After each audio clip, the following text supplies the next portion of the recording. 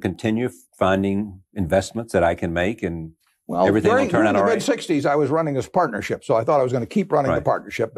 And then I got to where I didn't think I could do that well. And Why did you think that? Well, the market in 69. Oh, the stock market. The stock market just went crazy, and it was a little like, in 1999 and 2000. I mean, I was left behind, and I didn't want to do things I didn't understand and that didn't make sense to me. But I also didn't like sitting there while everybody else was, running rings around me, and my partners were probably not saying it, but they might think, has this guy lost it? So I gave them all the money back, and I gave them the shares of Berkshire, and got a lot of them myself as part of that.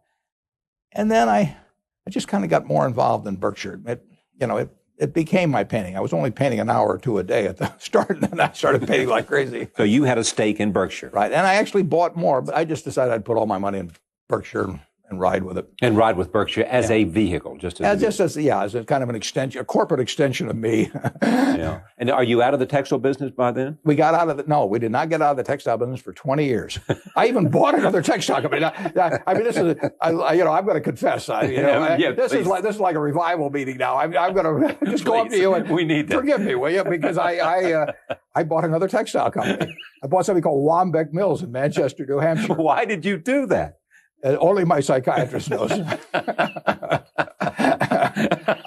thought I was going to solve something by doing it. I mean, I solve something? Well, I thought that these two put together would do better. Some crazy thing. I mean, I did it myself too. No management consultant told me to do it. So it was about 85. I mean, 20 years later, before we got out of the textile business. They got out of the textile business. So I said it's a little bit like watching a parade with all these other textile companies, and you stand up on your tiptoes, and then everybody else stands up on their tiptoes too.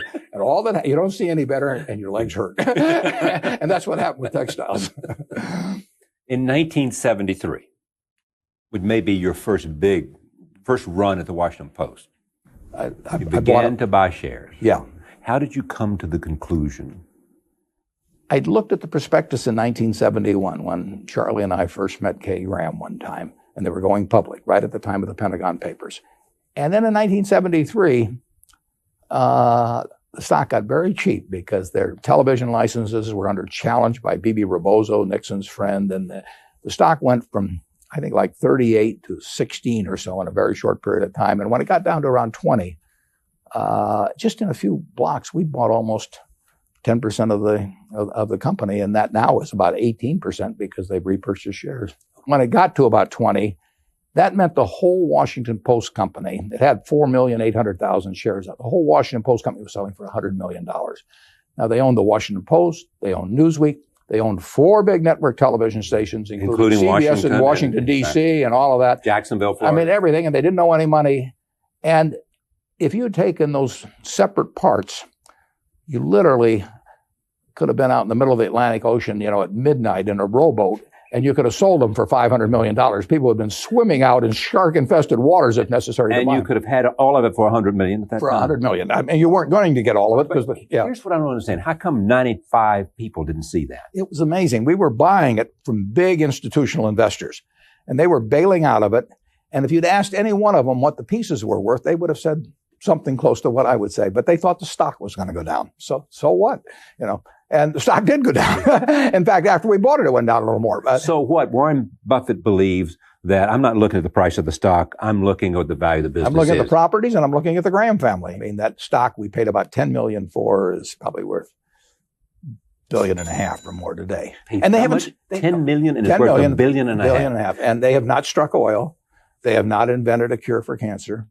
They've just taken those properties and kept doing reasonably intelligent things, and sometimes very intelligent things, with the money generated by it, and they've developed the properties they've had, and they've been terrific stewards of the money. But there's no miracles involved.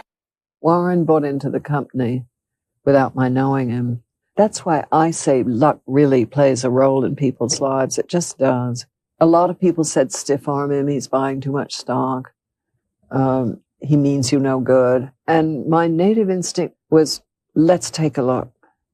Let's see what he's like. And everything I learned about him was very good. So I asked him to come and take a look at the company in which she'd just bought these shares.